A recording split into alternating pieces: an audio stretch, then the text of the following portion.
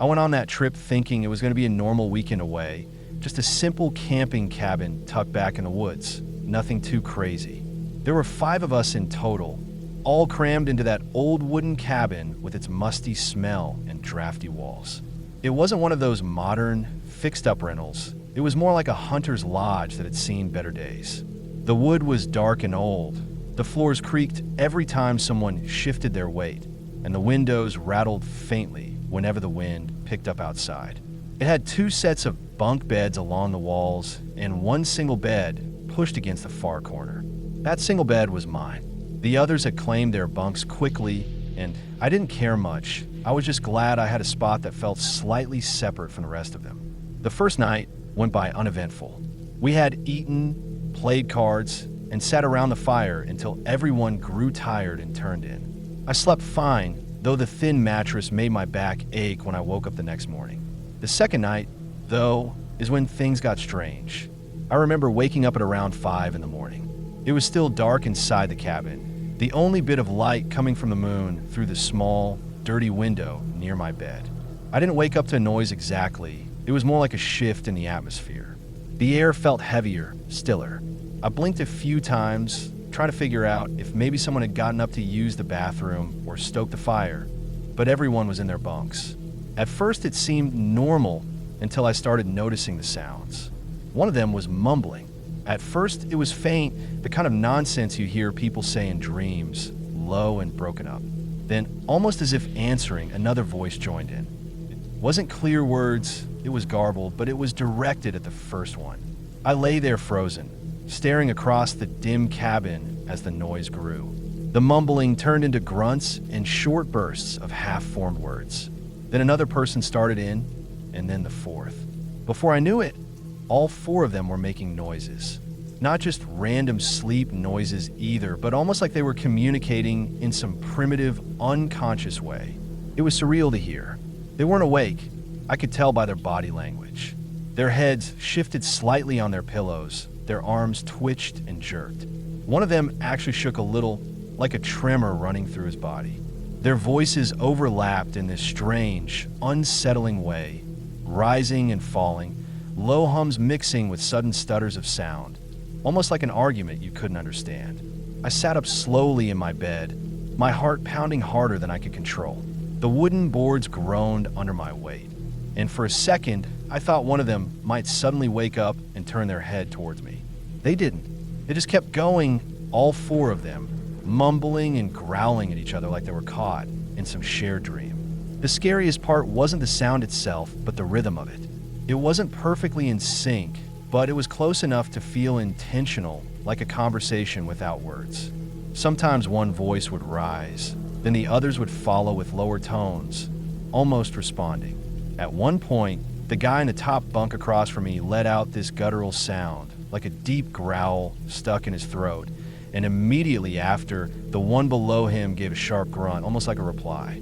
The other 2 carried on with their mumbling, their lips moving even though their eyes stayed shut. I wanted to move, to wake them, to do something, but fear kept me frozen in place. It didn't feel right to break whatever was happening. It felt like if I made a noise, if I disrupted it, something worse would come of it. I pulled my blanket tighter around me, sitting rigid and listening. My mouth was dry, and I realized I had been holding my breath more than actually breathing. This went on for what felt like forever, though in reality, it was probably only 10 or 15 minutes. It was the longest 10 minutes of my life. The way the cabin amplified the sounds made it worse. Every groan and mumble echoing faintly off the old wooden walls. My skin crawled the entire time, like my body was warning me of something unnatural, even though I knew deep down they were just asleep. Eventually, the noises started to taper off. One by one, their voices grew quieter, their bodies relaxed. The last sound was a single low murmur from the top bunk, and then silence. Just like that, it was over. The cabin went back to being completely still except for the occasional crack from the old wood. I sat there for a long time, waiting, half expecting it to start again. It didn't. Slowly, I let myself lay back down, though I didn't sleep again. I just stared at the ceiling, counting the minutes until daylight started to creep in. When morning finally came, I felt like I had been awake all night. My head was heavy, my eyes sore. The others got up groggy, but cheerful, talking about breakfast and plans for the day like nothing had happened. I watched them carefully, wondering if they remembered, if maybe they were just pretending it hadn't happened.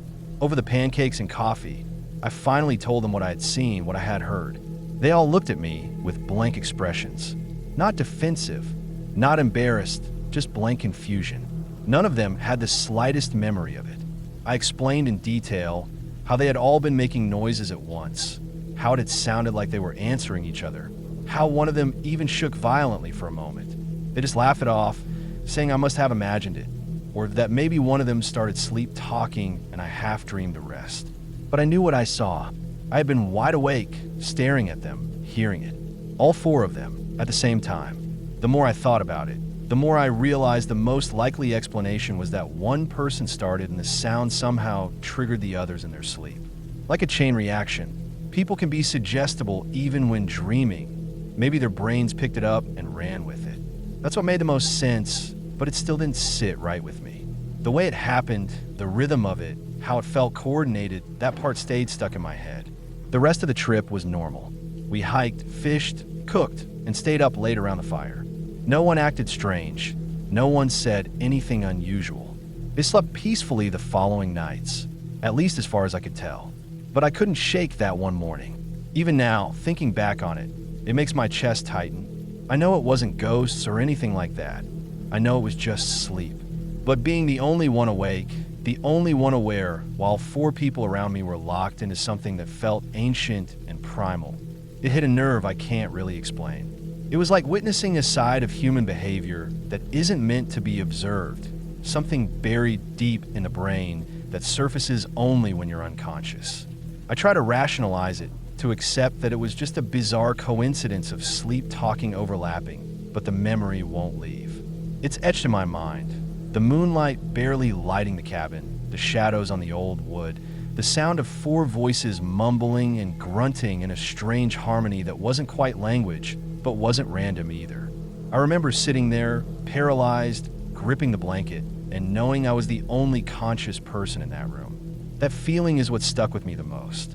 Not the noises themselves, but the realization that I was awake and alone in a room full of people, yet none of them were really there. They were moving, speaking, but it wasn't them. It was their bodies caught in some deep, unreachable state, and I was just an outsider, watching, unable to understand. That's what made it terrifying. And even though they all brushed it off the next morning, I know what I heard. It was real, and it was one of the most unnerving moments I've ever experienced in my life. When I was younger, around 14 or 15 years old, my family used to go camping at the same state park every summer. It became a kind of tradition for us, and after a few years, it started to feel like a second home. I knew the layout of the campground, the trails, and even certain landmarks in the woods almost by heart. The days were always filled with swimming, hiking, or hanging around the fire, but the nights were different. At night, the woods felt completely changed. Everything that looked familiar in the day turned into shadows and shapes that could trick your eyes. That was what made it so exciting. My friend, who came along with us most summers, and I had a little routine. Every night, no matter how tired we were or how late it got, we would walk through the woods together. We called it the ritual, almost like it was something official. It wasn't much, just the two of us wandering off into the trees after everyone else had gone quiet, but it felt like our own adventure. We both carried flashlights, but most of the time we kept them turned off. There was something about moving through the dark, letting your eyes adjust, and testing how well you could navigate by memory and moonlight that gave us a rush. We always knew the trails well enough not to get lost, and we never went too far for the campground. Most nights we'd walk just far enough that we couldn't hear the crackle of campfires or the chatter of other campers, then turn back once the air got colder or the silence started pressing in too much. It was harmless fun. At least that's how it always felt. But one night, later in the summer, we decided to push it further than we ever had before. It wasn't even planned. We just kept walking, one foot in front of the other, until we realized how far from the nearest campsite we had gotten. The night was clearer than usual, with a sliver of moon cutting through the trees, and the air was still. No wind, no crickets, just silence. We guessed we were at least half a mile from the edge of the campground when something broke the quiet. At first, it was faint, so soft that I thought maybe I imagined it. A whisper, low and hushed, just behind us. I stopped walking and turned my head, but all I saw was the dark stretch of trees. My friend froze too, and for a second, we didn't say anything. Then, without even needing to talk about it, we both clicked on our flashlights at the same time and spun around, the beams slicing through the darkness. Nothing, just trunks and brush, the light bouncing off leaves. We stood there for a long minute, listening hard. Eventually, when nothing else came, we laughed it off in that nervous kind of way where you don't really find it funny, but you don't want to admit you're spooked. We started walking again, but neither of us turned our lights off this time. Not even 100 yards later, it happened again. The whispering. This time it was clearer, like words being strung together, but not in any order that made sense. It raised every hair on my arms. I felt my stomach tighten, and my grip on the flashlight handle got so tight my knuckles hurt. We stopped again, both of us slowly turning in circles, scanning the trees. It wasn't the wind. It wasn't animals. I knew it was a voice, but it was so strange I couldn't even place the tone. The whispering stopped as suddenly as it started, and we didn't need to discuss what to do next. We both decided to head back.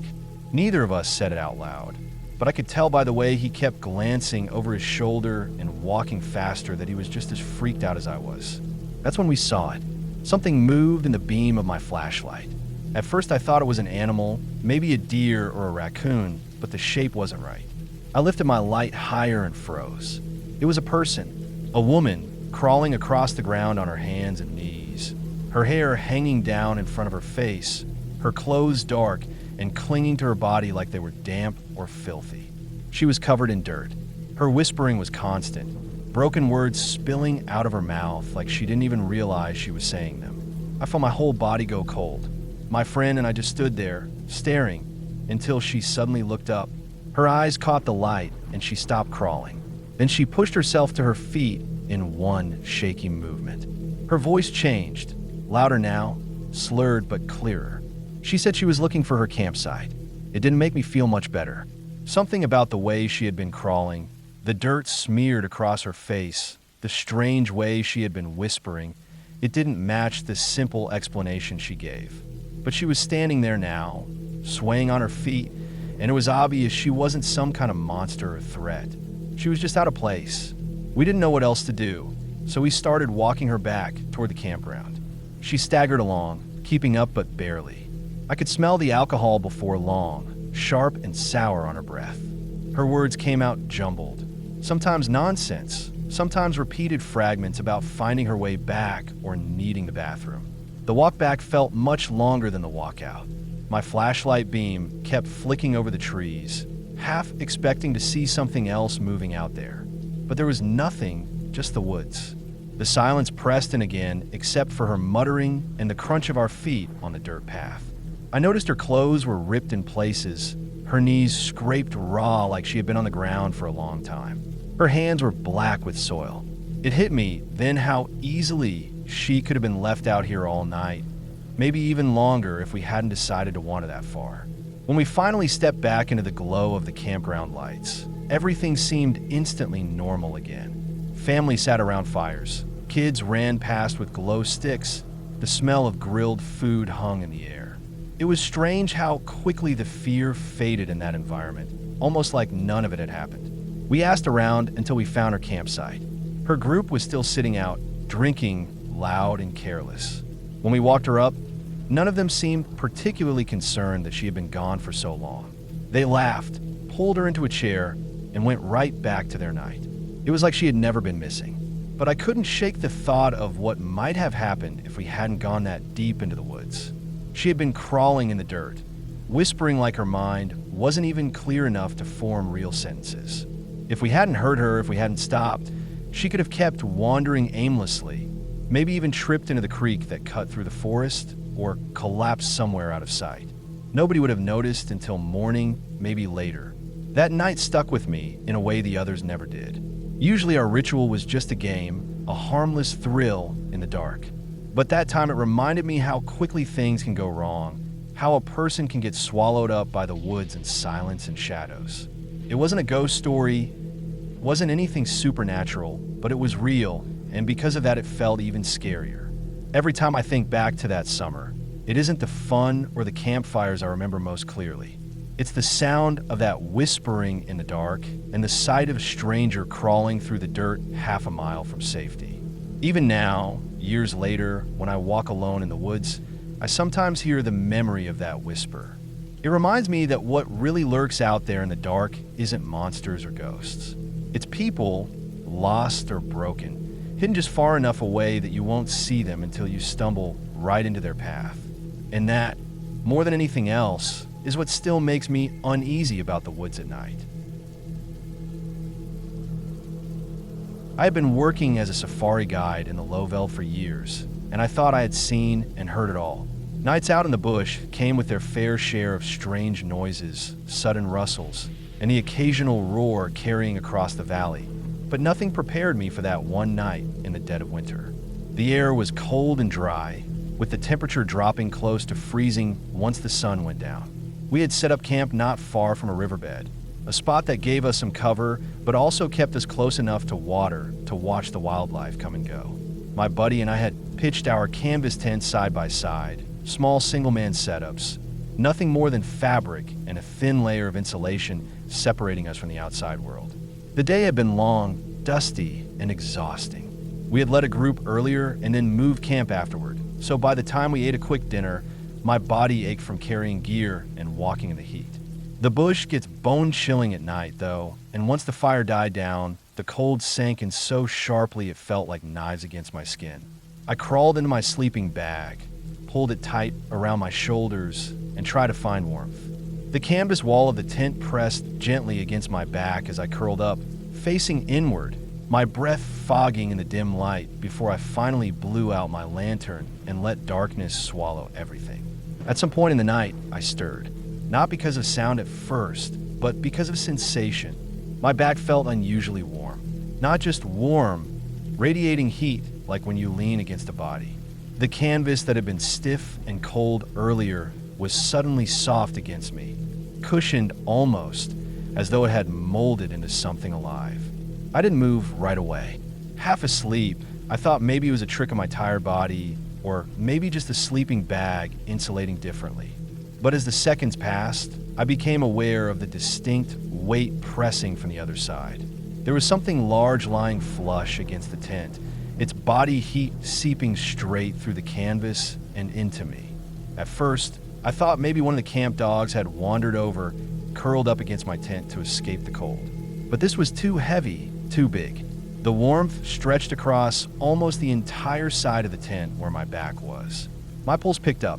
I could hear my own blood rushing in my ears.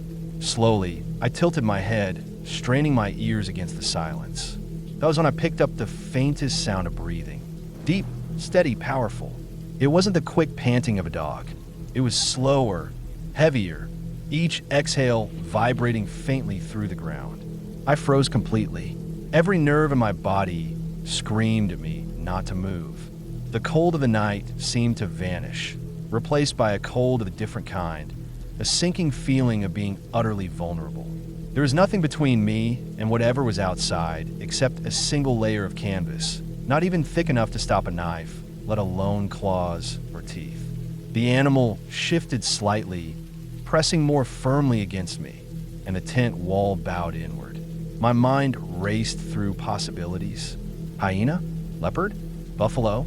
All dangerous in their own ways. But something about the heaviness and the deep resonance of that breathing narrowed the options in the worst possible direction. My mouth went dry. Then I heard movement from the tent next to me.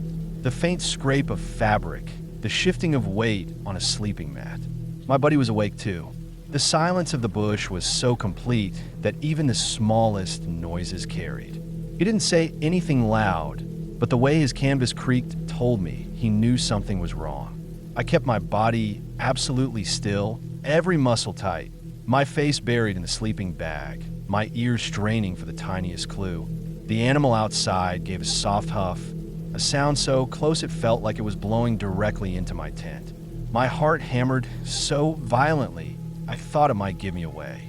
Seconds dragged into minutes. Time warped in the dark, every breath from the creature making my body tense harder. Then, with a suddenness that jolted me, the warmth shifted.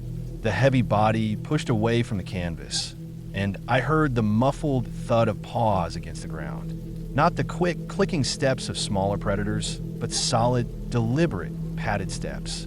Each one felt like it was pressing directly on my chest, even though the animal was moving outside. The sound of movement grew clearer, circling the tent. I dared a tiny peek upward. Through the faint outline of the mesh at the top of my tent, I could just make out the silhouette as it passed between me and the faint starlight. Broad shoulders, a thick mane. My stomach dropped. A lion. The animal stopped for a moment, its bulk casting a shadow right over me. My lungs burned from holding in my breath. Then it exhaled again, a low rumble vibrating through the ground.